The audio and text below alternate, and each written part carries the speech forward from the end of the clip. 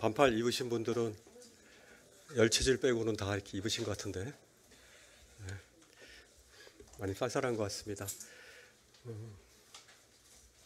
가을 되면 이렇게 남자들이 가을 남자들이 많잖아요. 봄에는 이제 봄처녀들이 가슴이 두근거리는데 가을에는 이제 남자들이 가슴이 두근거린다고 합니다. 그러니까 보니까 예배 시간에 이렇게 말씀들도 시도 쓰시고 이렇게 사실 시라 그러지만 에세이도 시입니다.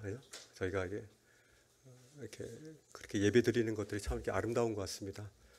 청년들은 청년들의 감성을 절대로 이제 지금 시간에 잘 사용하시기 바랍니다. 굉장히 좋은 시기인데 오늘은요 지난 시간에 이어서 이제 사도행전 13장 말씀을 이렇게 함께 읽으면서 같이 이렇게 상고하면서 우리가 주님께서 이제 어떻게 우리를 부르시나, 그리고 부르시고 예배의 삶 속에서 우리를 부르시고 또 우리가 응답하고 우리를 어떻게 세우시는가에 대한 부분들을 좀 이렇게 말씀 위주로 이렇게 보기보다는 한번 이렇게 같이 주님이 우리를 어떻게 부르실까, 이거 부르심이 무엇이었지, 이런 것들 좀 생각하면서 우리 한번 말씀들을 한번 이렇게 적용하는 그런 시간들을 좀 가졌으면 좋겠어요. 13장 1절부터 보겠습니다. 13장 1절에 보시면은 지난 시간에 읽었죠. 그래서 그렇지만 1절부터 3절까지 이렇게 오늘 읽기로 하겠습니다. 같이 읽겠습니다. 사도행전 13장 1절부터 같이 같은 목소리로 시작.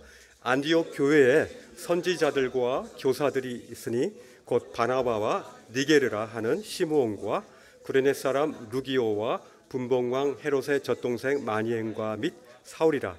주를 섬겨 금식할 때 성령이 이르시되 내가 불러 시키는 일을 위하여 바나바와 사울을 따로 세우라 하시니 이에 금식하여 기도하고 두 사람에게 안수하여 보내니라. 이게 5명의 그 교사들, 대언자들 속에서 2명의 이제 일꾼들을 이렇게 보내는 장면입니다. 그 2명은 이렇게 잘 아시다시피 바나바와 사울이죠. 13장 9절에 이제 13장에 이제 바울이라고 이제 13장 9절에 처음으로 바울이라는 말이 바뀌는데요. 바울은 이제 작은 자란 뜻이지 않습니까? 이제 작은 자로 이제 바울이 시작하기 전에는 사울이었습니다.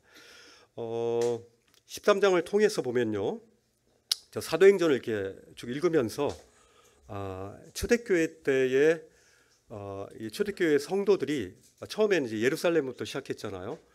이들은 유대인들이었습니다. 전적으로 유대인들이었고요. 이제 예루살렘, 이제 유다, 이제 사마리아와 이제 땅 끝까지 이렇게 점점 이렇게 번져나가는데 이 유대인들의 초대교회의 그 유대 그리스도인들의 그 포용, 그리고 그들이 가지고 있었던 그들의 전통에 있어서의 그런 배제, 이 포용과 배제의 이 비율에 의해서 만약에 그들이 이게 이방인들을 인정하지 않았다면, 이방 그리스도인들을 인정하지 않았다면은 아마 이게 번져가지 않았을 거예요. 이들이 그것들을 이방인들을 포용했거든요. 하나님께서도 이 복음의 빛을 이방에게도 비치셨다라고 하는 그 성령님의 그 음성들을 그들이 들은 거예요. 어디서? 말씀과 예배 속에서. 저희는요, 예배의 한계를 이 예배 시간이라는 이 시간에만 두지 않아요. 특별히 우리는 지금 예배 시간은 이 말씀 시간도 지금도 예배 시간입니다. 그래서 동일하게 귀중합니다. 그리고 여러분들이 여기서 나가서 직장에 가서도 그것이 예배의 장소가 되는 거예요. 왜냐하면 하나님 앞에서 하나님을 대면한다면은 그 장소가 예배의 장소가 되는 겁니다. 그래서 우리는요, 언제 어디서나 하나님을 예배하는 그 장소와 시간에 그런 구애를 받지 않는 왕 같은 대제사장의 그런 모습이라는 것들을 잊으시면 안 돼요. 그래서 이중적인 그런 모습들을 우리가 나타날 때가 많죠. 특별히 그 이중적인 그런 아버지 어머니를 보고 많은 그 목사님들 자녀들이 잘 안 좋아요. 저희 매형도 목사님 아들이었고 그 아들들이 있는데 다 안 좋아요. 다 그냥 이렇게 목사님의 아들이지만은 아주 안 좋아요. 뭐 안 좋다는 게 좀 궁금해하시니까 라스베가스에서 다 날렸어요. 거의 몇십 년을 돈 번 거를 그냥 한 방에 다 날려버리고, 그리고 삶의 모습들이 안 좋아요.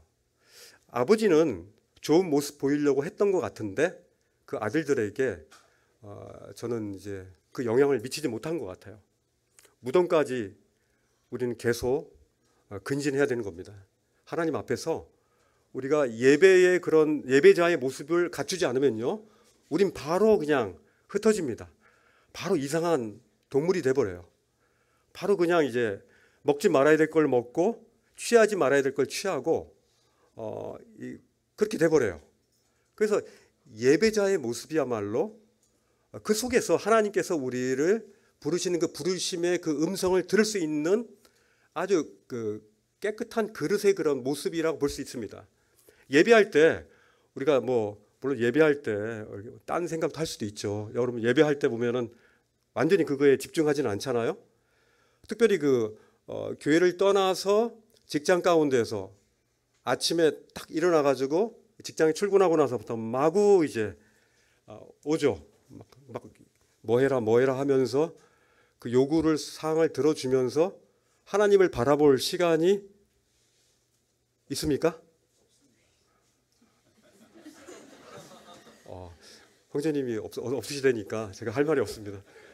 그래서 없기 때문에 저 같은 경우는 369 해가지고 9시, 12시, 그 다음에 3시 이렇게 알람을 이렇게 해놨어요. 그래가지고 삐삐삐 하면 잠시라도 10초라도 주여 하면서 이렇게 잠시 이렇게 주님을 바라보는 예배자의 자세를 취하는 거죠. 예배자의 자세를.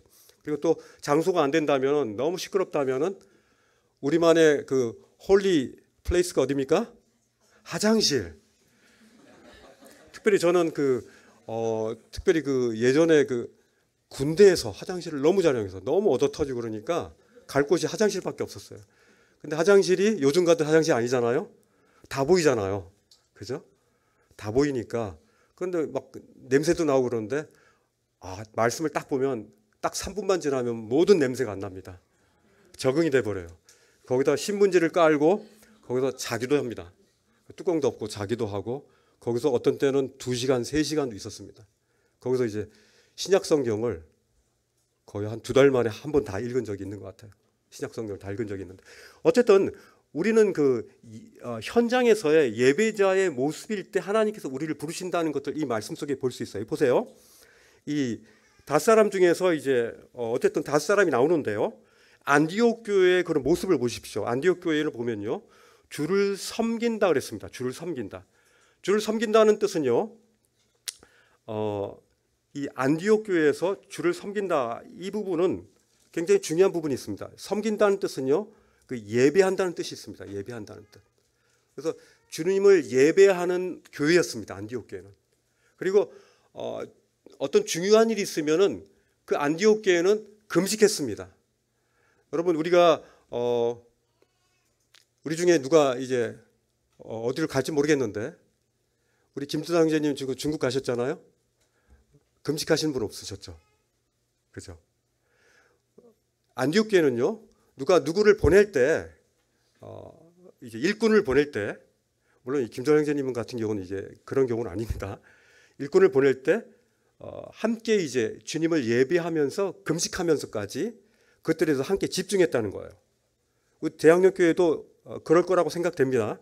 금식 시작하면은 진짜 금식하는 거예요. 그죠? 그만큼 중요하니까. 자, 이제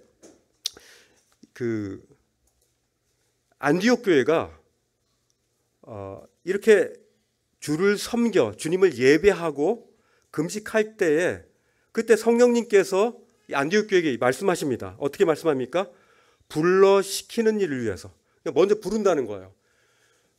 예를 들어 선양아 거기 부른다는 거예요. 그죠? 선양아 고 부른다. 그리고 이제 각자의 이름을 부르는 거죠. 그 이름을 부르면서 그때 이름을 불렀을 때 하나님의 그 사역을 위하여, 일을 위하여 바나바와 사울을 이렇게 따로 세웁니다. 주님께서 이제 부르시고 세우는 역할들까지 하신다는 거예요. 그래서 우리가 세우는 게 아닙니다. 우리가 부르는 것이 아니고 우리가 추천하는 것이 아니라 성령님께서 부르시고 따로 이렇게 세우시는 거예요. 그래서 어떻게 보면은 이 부름받되고 또 이게 파송되는 것은 하나님의 일이에요. 그래서 이 부분을 보시면요, 안디옥 교회가 하나님의 성령님께서 하시는 그 역할들을 그대로 이행할 수 있도록 그들이 그냥 뒤를 따라가는 이런 수동적인 모습을 볼 수가 있습니다. 그때 이제 계속 3절에도 금식하고 기도하고 두 사람에게 이제 안수하죠. 안수라는 건 뭡니까? 하나님의 권위를 이제 축복을 이제 그에게 이제 이양한다는 거죠. 이런 이 안디옥 교회의 건강한 모습들을 볼 수 있습니다. 우리가 우리 지체 중에 어느 분이 이제 주님의 사역을 위해서 따로 세움을 받을 때 이렇게 하는 거예요. 그동안 좀 이렇게 잘 못했죠. 하시는 분을 하고 이제 그러지 않았는데 이후부터는 모두 다 이제 금식하는 거예요. 그리고 집중하는 거예요. 그래서 우리가 하나님의 사역을 위해서 그것들에 대해서 집중해서 이 안디옥 교회가 우리의 교회 모델이 돼가지고 그렇게 하는 겁니다. 이 안디옥 교회가 특별히 그 가장 잘한 것은요, 포용을 잘했습니다. 포용. 그들이 얼마나 이상합니까? 원래 이 사람같이 되려면 할례를 받아야 되는 거예요. 그죠? 할례를 받아야지 제대로 된 남자로서의 하나님께서 이렇게 부른 그 남자로서의 역할들을 하는 거고, 그리고 하나님의 선택한 그 선택받고 지목받았다라는 것들이 바로 할례를 통해서 이루어져야 되는데 이 할례 문제가 굉장히 큰 겁니다. 이들에겐. 근데 그것이 아닌 그 이방인들에게도 그것들이 이게 그 담을 뛰어넘은 거예요. 그래서 이 안디옥에서는요, 그 이방인들에게 그래서 복음을 전했어요. 그죠? 특별히 이게 베드로는요, 성령님께서 이방 그리스도인들을 변화시키는 것을 이렇게 봤어요. 그 성령님께서 그들을 이렇게 변화시켜 주시고 그들이 성령이 충만한 것들을 봤기 때문에 안디옥 교회는 그것을 통해서 할례 받지 않은 이방인들도 그리스도 예수를 믿음으로 말미암아 하나님 나라의 시민권을 그들이 가질 수 있다는 것들을 알고 그들의 관습과 그들의 전통을 어떻게 보면 내려놓고 하나님의 그 포용하심을 그들이 수용한 거예요. 이 부활하신 예수님께서는요, 그 유대인 그리스도인들을 굉장히 심하게 박해했던 대표적인 사람이 있죠. 사울이죠, 사울. 이 사울을 변화시킵니다. 다메섹 도상에서 부활하신 예수님이 친히 나타나셔요. 그러니까 사울아 사울아 하면서 내가 나를 핍박하는 내 예수다라고 하면서 그에게 친히 나타나서 그 사울을 이렇게 변화시킵니다. 이 바울이 이 본격적으로 이 사역을 시작할 수 있었던 것은요, 이 안디옥 교회가 이방인들을 향한 교회의 태도가 바뀌었기 때문이에요. 그래요. 그들에게 과연 복음을 전할 필요가 있을까? 그래서 예수님께서도 말씀하셨을 때 예루살렘, 그 다음에 온 유대와 사마리아 이렇게 나누신 이유도요. 처음에 그게 잘 안 됐기 때문이었을 수도 있어요. 그러나 거기서 멈추지 말고 땅 끝까지 전하라고 하시는 거죠. 사도행전 2장부터 7장까지죠. 2장부터 7장까지는 어디입니까? 바로 예루살렘에서 있었던 일들이에요. 그다음 8장부터 12장까지는 바로 유대와 사마리아까지, 13장부터 28장까지는 이제 땅 끝까지. 그래서 성령이 너에게 임하시면 너희가 권능을 받고 예루살렘, 온 유대와 사마리아, 그리고 땅 끝까지 너희가 복음을 전하는 것이다. 이것이 너희들의 미션이다라고 주님이 말씀하신 거예요. 그래서 이들이 그리스도의 그 복음의 빛이 그 땅 끝까지 이룰 수 있는 그런 포용력을 안디옥 교회가 가지기를 주님이 원하셨던 거예요. 특별히 하나님께서는요, 아브라함을 통해서 이 히브리인들을 굉장히 언약을 가지고 그들에게 약속하셨죠. 하나님은요, 언약을 깨지 않으시는 분이에요. 그래서 히브리인들을 사용하십니다. 히브리인 중에 히브리인인 누구죠? 사도 바울. 사도 바울을 박해했던 사람이었는데 불구하고 그가 히브리인이었기 때문에 그를 사용해 가지고 이 땅끝까지 이르는 그런 복음을 이제 전하기 시작합니다. 그래서 2000년이 넘는 지금에 와서도 오히려 유대인들보다도 어때요? 이스라엘 사람들 진짜 좀 약간 깡패 같다는 생각이 들어요. 너무 심하다라는 생각이 들 정도로, 하지만 하여튼 그것도 놀라운 역사입니다. 지금 이스라엘사 유대인들이 예수 그리스도를 믿는 것보다 이방인들이 훨씬 더 많이 믿잖아요. 퍼센테이지가 그 인구수에 비해서도. 그죠? 이것은 바로 이방을 향한 하나님의 그 복음의 빛이 확장에 대해서 안디옥 교회가 그것들을 포용했기 때문이라는 생각이 듭니다. 감사하게도 주님은요, 사도 바울의 이 사역을 통해서 하나님 나라를 예루살렘에서 로마까지 이게 전달을 합니다. 이걸 이제 선교 여행이라고 그러는데, 이제 오늘 13장부터 이제 선교 1차 전도 여행이 시작됩니다. 그죠? 이 1차 선교 전도 여행을 떠나기 전에 우리 사도행전을 많이 봤잖아요. 청년회 때도 하고. 그래서 이 역사적인 이런 부분들을 여러분들 잘 아실 거예요. 제가 지도 그리면서 이렇게 하는 거, 그것보다는 오늘 한번 우리 하나님의 부르심에 대해서, 과연 오늘날 과연 하나님의 부르심에 대해서, 과연 바나바와 사울을 이렇게 부르시고 어떻게 세우는가에 대해서 우리도 한번 적용해 보고 싶은 마음이 있어서, 하나님의 부르심에 대해서 우리가 어떻게 응답하고 하나님의 사역에 대해서 우리를 어떻게 하나님의 세우시는가에 대해서 좀 더 이제 구체적으로 한번 살펴보면서 적용하기를 원하는 마음이 있어요. 하나님은요, 우리가 오늘 예배를 드렸지만은 정말 신령과 진정으로 예배하는 자를 찾는다고 그러셨잖아요. 하나님은 찾으시는 거예요. 신령과 진정으로 예배 드리는 자를 하나님께 보고 찾는 자는 거예요. 찾는다는 건 뭡니까? 구체적으로 이제 액티브하게 찾으시는 거예요.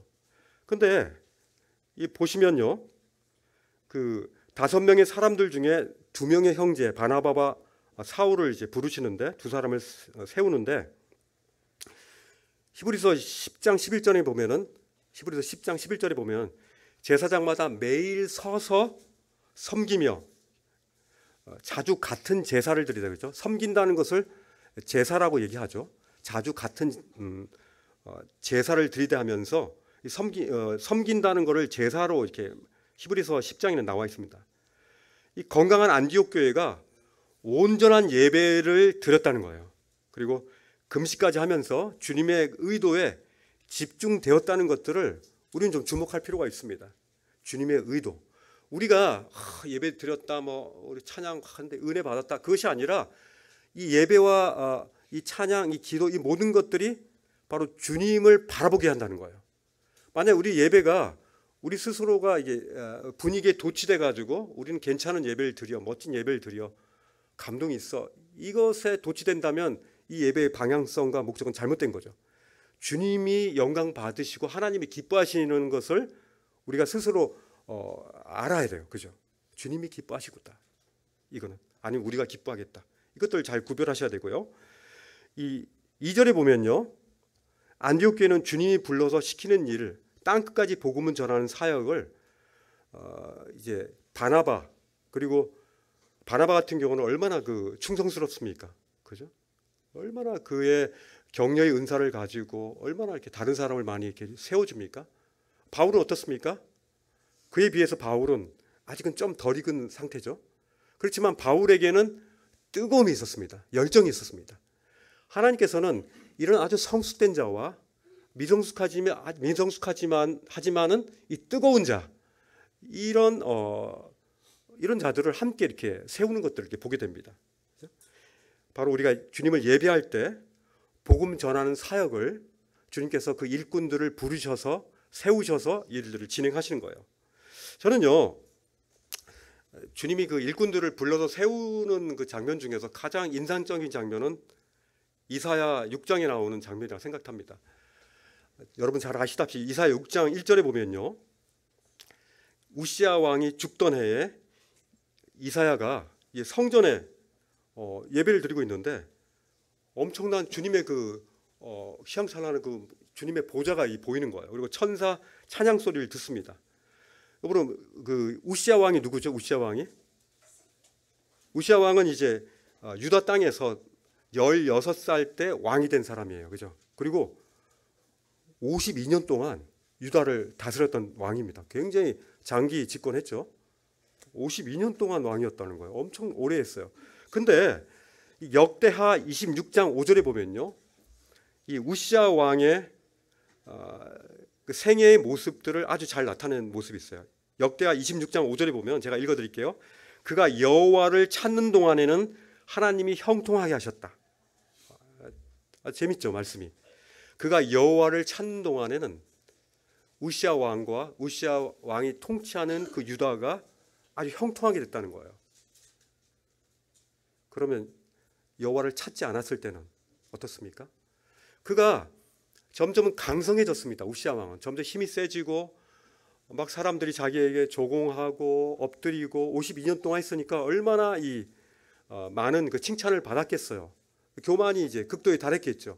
그가 이제 여호와를 찾는 동안에는 하나님이 그를 형통했지만은 그가 강성하여져서 그의 마음이 교만하게 됐을 때 어떤 현상이 생겼냐면 그가 성전 향단에 올라가서 그가 직접 분향하려고 했어요.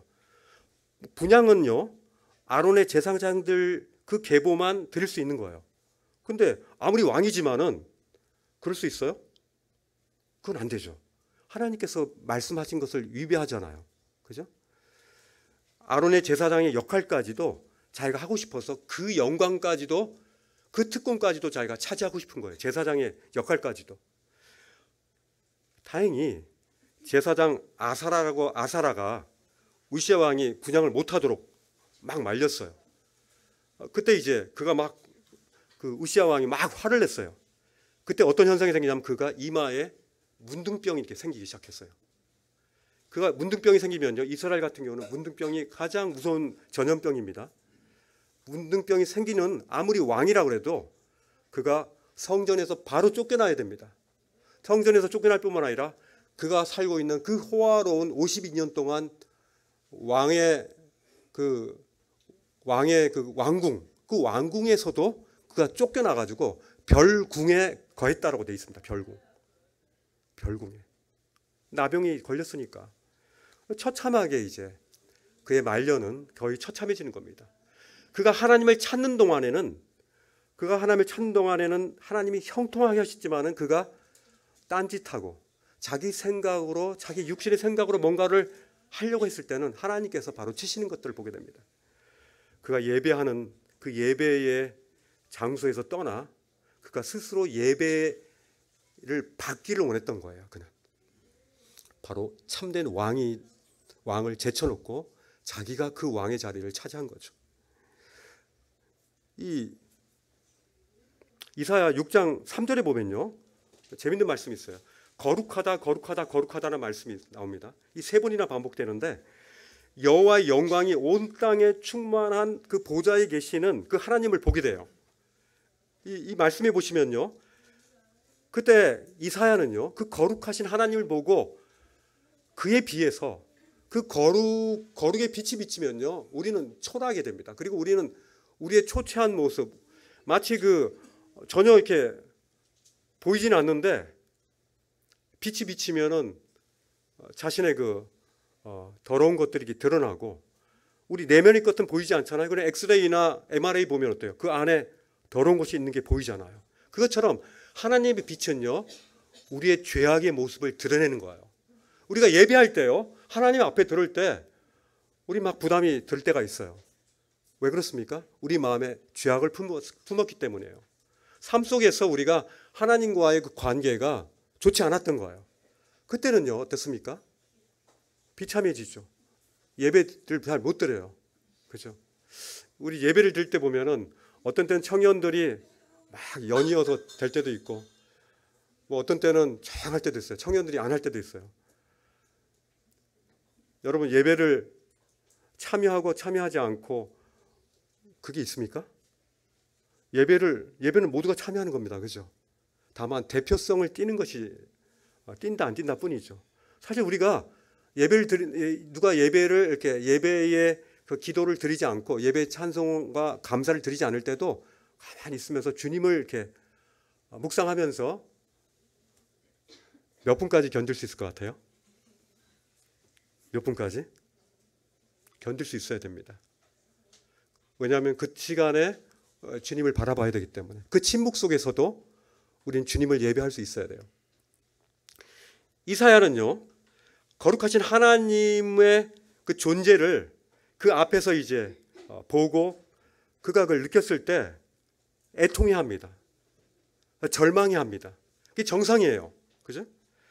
5절에 보면은 그래서 이렇게 얘기합니다. 화로다. 나로 망하게 되었도다. 망하게 됐다. 망한다는 건 뭡니까? 모든 것이 다 무너졌다는 거예요. 건물이 다 우르르 무너진 거예요. 우리가 주님의 거룩하심을 볼 때 이 나라는, 내 자라는 그런 이 존재 자체가 마치 건물이 무너지듯이 우르르 무너지는 거예요. 그래서 우리는 예배 가운데서 나는 죽고 그리스도가 세워지는 것들을 우리는 경험하는 겁니다. 그렇지 않습니까?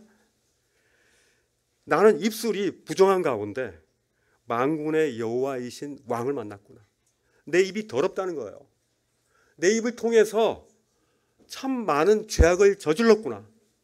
내 이 부정한 입술을 가진 채로 그 거룩하신 주님을 내가 배웠기 때문에 나는 이제 죽게 되었구나. 망했구나. 너무 부끄럽다. 이 절망 속에 있었던 거예요. 이 거룩한 하나님 앞에서 그는 더 이상 나아갈 힘도 없는 거죠. 그 스스로가 어떻게 할 수 없는 거예요. 그때 보면요, 재밌는 장면이에요. 스랍은 이제 천사들이죠. 천사들이 한 명이 이렇게 옵니다. 그런데 어떤 재단에서 가져온 그 아주 활활 타오르는 핀 숯을 가져옵니다. 핀 숯을 가져와 가지고 우리는 보통 숯으로 뭐 합니까? 보통 고기 구워 먹죠. 저희 집 참 많이 피웁니다. 숯을 가져왔는데 입술에다 가져온 거예요. 그것은 무슨 의미입니까? 그렇죠. 제단은 뭡니까? 제단은 피를 흘린 그 짐승의 피가 있는 데예요. 그 짐승의 피를 통해서 그 죄가 용서되는 공의의 장소란 말이에요.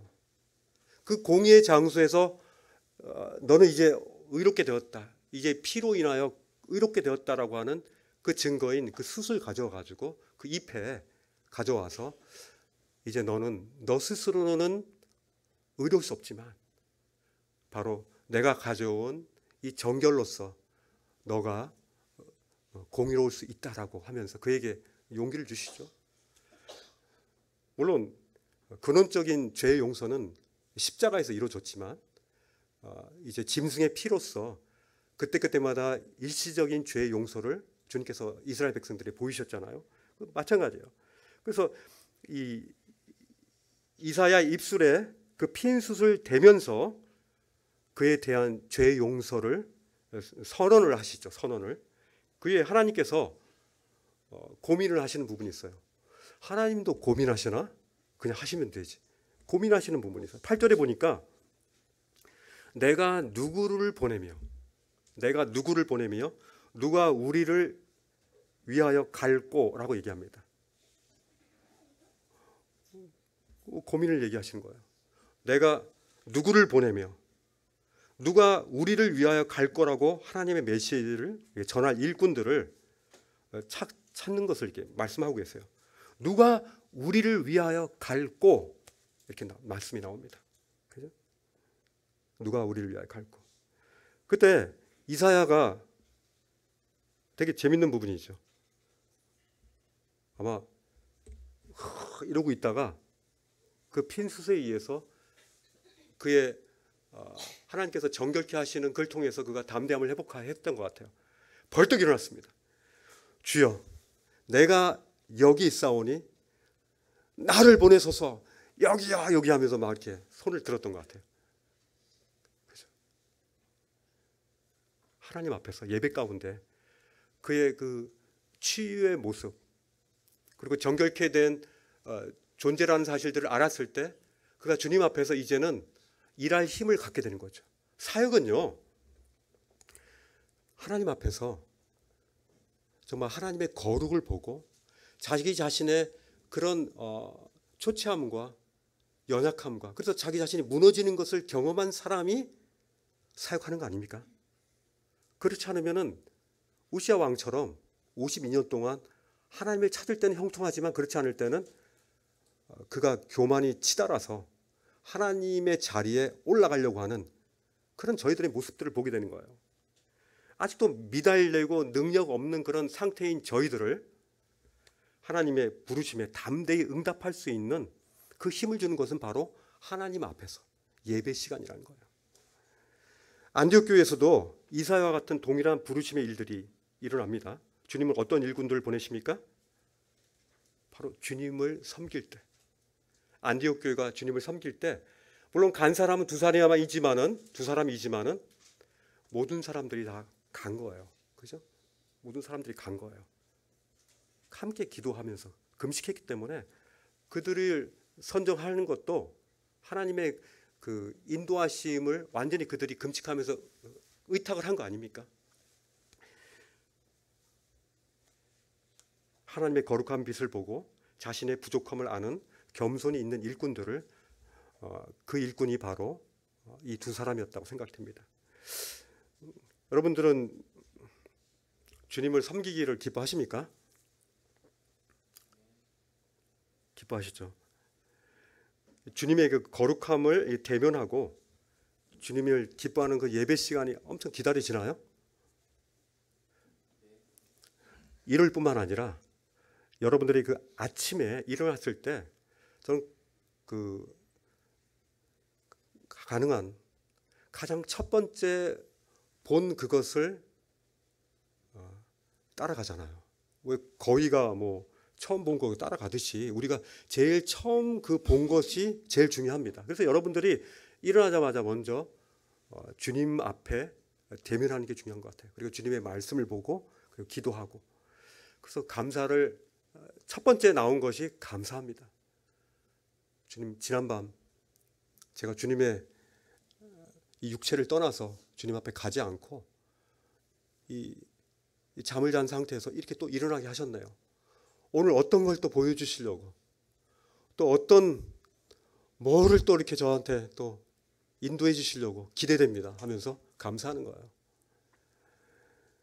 그리고 밥을 먹을 때도 또 이렇게 다른 지나가는 차창밖, 또 운전하면서 또 걸어가면서 지나가는 그런 사람들을 보면서 그렇게 감사하는 거예요. 그리고 감사가 예배 아닙니까? 여러분들이 하나님께 감사드리는 것이 예배입니다. 그죠? 그래서 감사가 많은 사람들은요, 그냥 항상 예배하는 거예요. 그죠? 감사는 항상 하는 거예요. 그냥 그쳐지는 것이 아니라. 제가요, 어떻게 보면은 저나 여러분 자신에게 다양한 방법으로 하나님의 부르심의 음성이 있었다고 생각해요. 그리고 앞으로 있을 거라고 생각돼요. 여러분들이 아마 개인적으로 예배 드릴 때나 또 이렇게 교회에서 코이노니아로 이렇게 같이 구원받은 형제자매들과 함께 예배 드릴 때 하나님의 부르심이 있을 때가 있어요.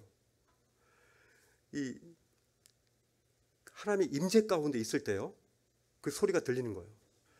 그럴 때 우리는 어떤 분은 그 음성을 듣고 순종해서 해외 선교사로 가기도 하고요. 그래요. 주님께서 혹시 해외 선교사로 나를 부르셨다라고 생각하는데, 혹시 그 꿈이 혹시 그 저쪽 서랍에다가 집어넣고 있으신 분이 있다면 다시 꺼내셔야 돼요. 다시 그 선교의 그 등불에, 그 심지에 불을 지펴야 되는 거예요. 그죠? 그리고 어떤 형제님은 국내 어떤 어려운 교회들을 자비량으로 돕고 싶다라고 하는 그런 분 저 들었어요. 그분 알고 있어요. 그 해외 선교 받고 쉽지 않습니다. 국내 선교가 굉장히 열악합니다. 그리고 섬 선교도 하고 그러잖아요. 그 그 회비도 받고 막 그거 가지고 형제님들이 들어가서 막 선교 그 전도도 하고 그러는데 제가요 어느 날 강원도 한 산골 마을에 한 작은 교회를 한번 갔었습니다. 그 한번 이렇게 있어가지고 우리 모임은 아니지만 한 되게 작은 교회예요. 근데 그것이 이제 광산이 있었어요. 광산이. 근데 광산이 시간이 많이 지나니까 이제 폐광이 된 거예요. 폐광이. 그분들이 이제 연세가 되시면서 예전에는 그거 굉장히 북적북적하면서 굉장히 큰 동네였어요. 근데 지금은 남아 있는 분들이 이제 굉장히 연세 있는 분들하고 별로 사람들이 없어요. 근데 거기에 이게 교회가 아주 조그만 교회가 있더라고요. 저희 한 3분의 1 많아나? 되게 조그매요. 들어가 보니까 너무 귀엽더라고. 그거에서 이제 목회하시는 분을 이렇게 만났어요.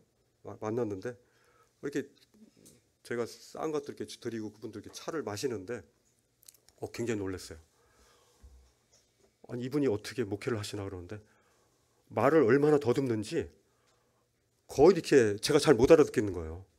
막 이렇게 하는데 말을 너무 더듬으시는데 아니 이분이 설교를 어떻게 하시나 복음을 어떻게 전하시나 이렇게 말을 더듬으시는 목회자는 또 처음 본다 그렇게 생각한 거예요. 그래서 막 답답한 거예요. 그래서 이렇게 말씀하시는 거죠. 예, 막 그러는데 근데 가만히 있다가 끝날 즈음에 그 부인이 이렇게 말씀하시더라고요. 저희 남편은요 찬양할 때는 더듬지 않아요 그러더라고요. 그리고 말씀을 전할 때는 더듬지 않아요 그러더라고요. 말씀을 안 들은 거잖아요. 그냥 교제만 한 건. 희한한 거예요. 자기도 특이하대. 그냥 말할 때는 막 너무 더듬어가지고 자기도 답답하대. 근데 말씀을 전하거나 찬양할 때는 더듬지 않는데 제가 처음에 이렇게 판단했던 제가 정말 부끄러웠고 정말 마음이 따뜻해졌어요. 거기에 진폐증 걸리신 분들이 굉장히 많거든요. 막 이 안에 석탄가루가 들어가가지고 계속 그냥 콜록콜록거리면서 사시는 거예요. 그런 가운데 이제 몇몇 되지 않는 그런 교인들을 데리고 예배드리고 그 얼마나 헌금이 있겠어요. 그곳에서 이렇게 계속 그 자리를 계속 지키고 있는 그런 모습을 보면서 그 자체로 너무 이렇게 귀하다라고 하면서 이렇게 왔는데 어쨌든 하나님의 부르심이 그에게 있었던 것 같아요. 그렇기 때문에 그가 그곳에서 견디는 거죠. 그뿐만 아니라 그의 부인도 견디고 그의 자녀들도 견디고 그죠? 이 어떤 조건을 완벽히 갖추고 안정된 그런 상황에서 저 사람은 정말 일꾼이야라고 완벽하게 인정을 받지 않았을지라도 주님은 보내시는 거예요. 저는 바울이 그 당시에 그렇게 완벽하게 갖춰진 그 일꾼이라고 생각되지 않아요. 저는 이 연약하고 결핍의 상태에서도 주님은 부르시고 그를 따로 세우시는 거예요. 그죠? 이사야 보세요. 나로 망하게 되었도다.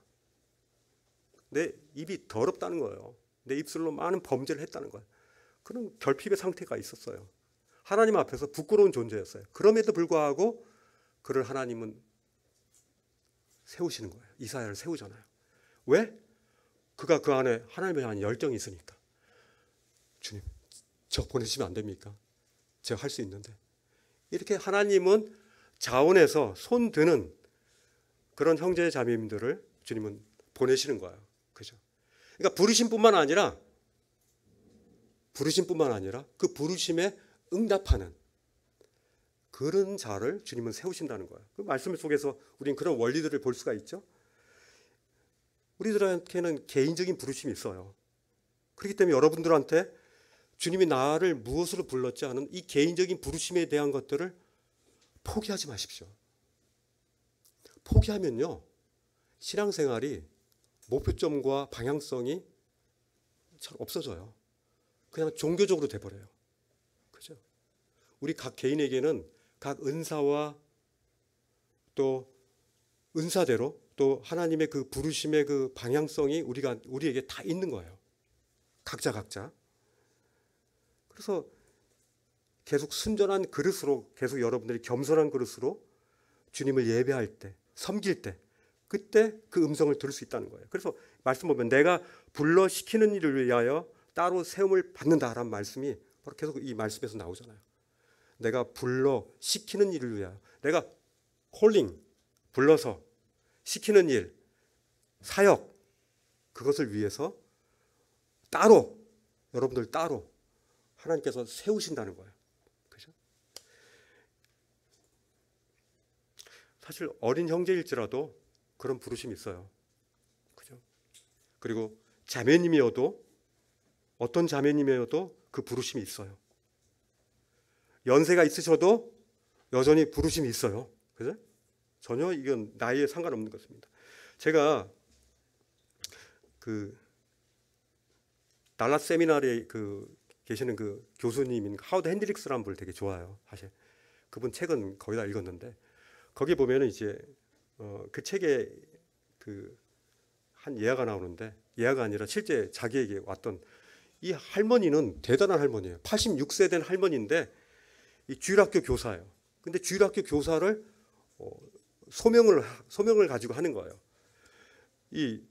그래서 이제 주일학교 세미나가 있어가지고 갔는데 이분이 와서 하는 말이 뭐냐면은, 굉장히 그 먼 거리를 이제 오셔가지고 운전해가지고 와가지고 교사 세미나에 참여해가지고 어떤 얘기를 하면은, 오랜만이네요. 당신이 지난해 읽은 책 중에서 가장 좋은 책 5권을 말해주세요. 이렇게 얘기한다는 거예요. 86세 된 할머니가. 여러분, 이렇게 성장이 있죠. 그죠?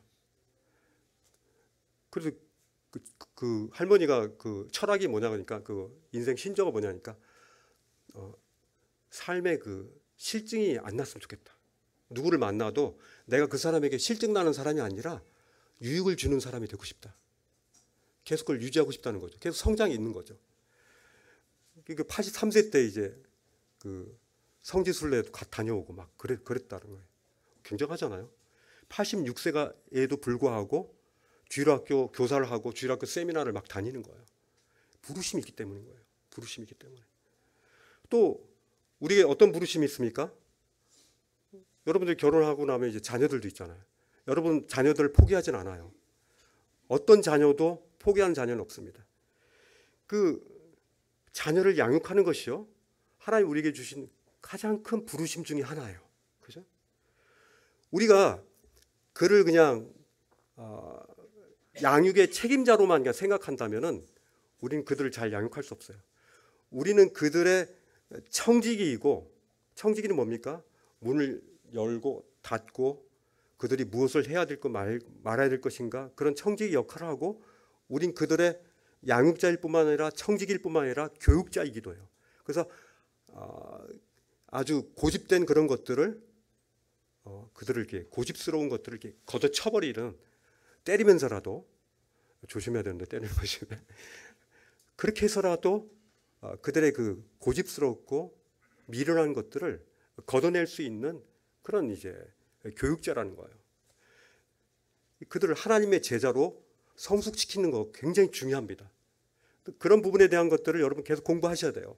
말씀의 그 원리들에 대해서 신명기 말씀을 쭉 보면서 앉았을 때든지 누웠을 때든지 길을 행할 때든지 어디 있든지 간에 여러분들이 하나님의 말씀을 손목에다가 미간에다가 다 써놓고 하나님 말씀을 계속 볼 수 있도록 하는 것이 그 양육자의 책임인 거예요. 그죠?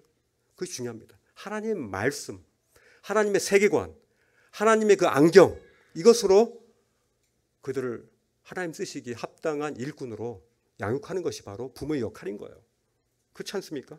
이건 큰 소명 아닙니까?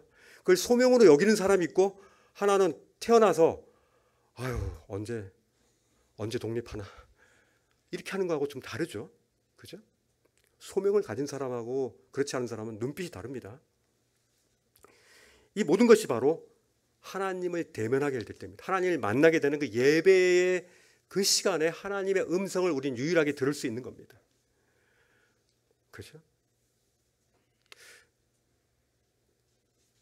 제가 특별히 좀 기도에 약해요.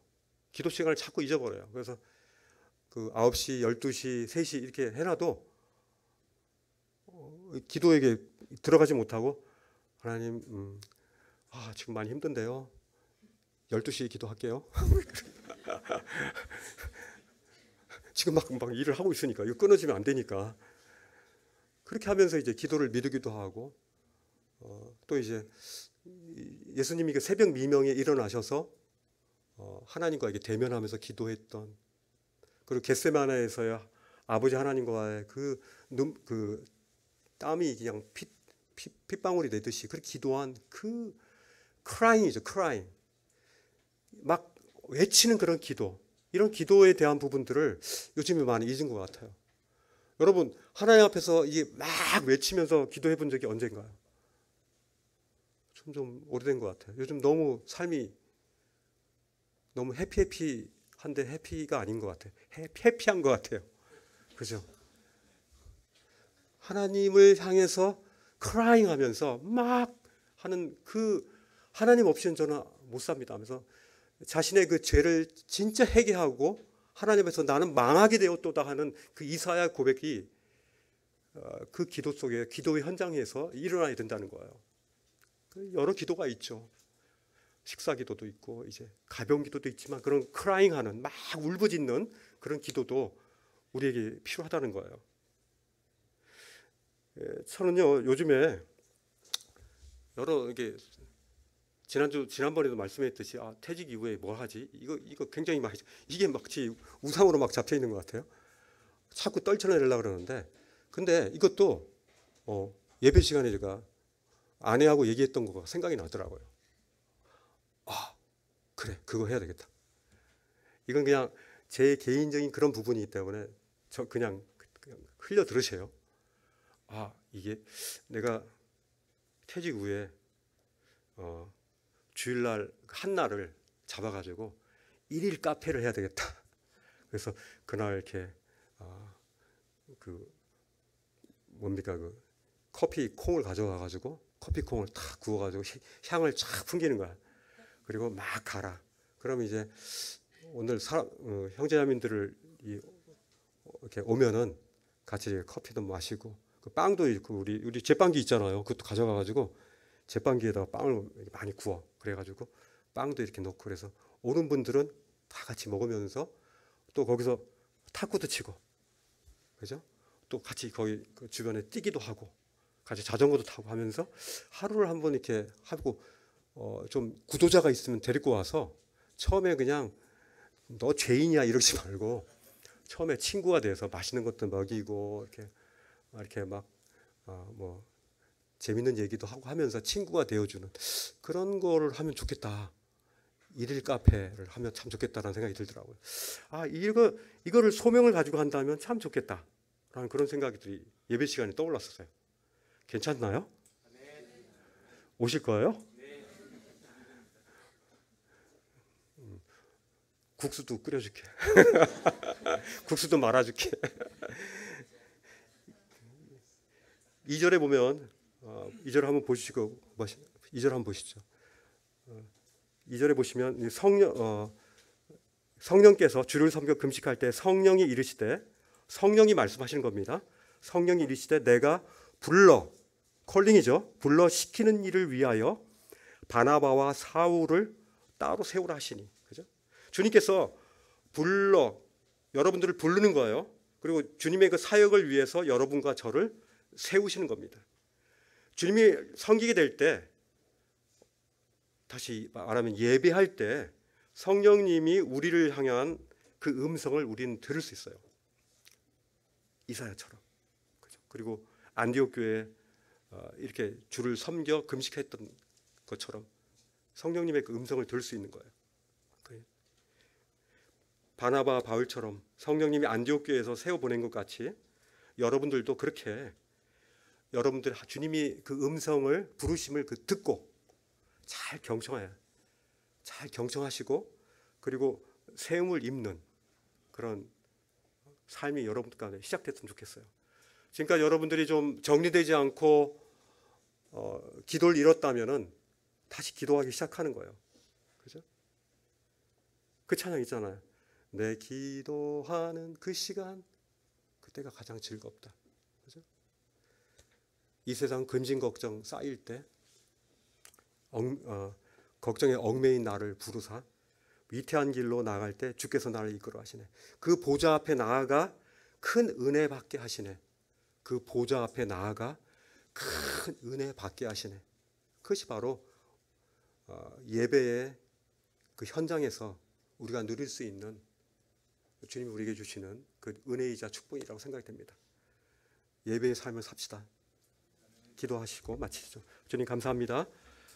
우리가 참 신령과 진정으로 주님께 예배드릴 때, 주님을 바라볼 때, 주님의 그 거룩함을 우리가 보게 될 때 우리의 모습은 초라하지만 그러나 예수 그리스도로 말미암아 우리의 죄가 이미 사했다는 사실들 다시 한번 확인하고 담대하게 주님 앞에 주님 제가 여기 있사오니 나를 보내소서,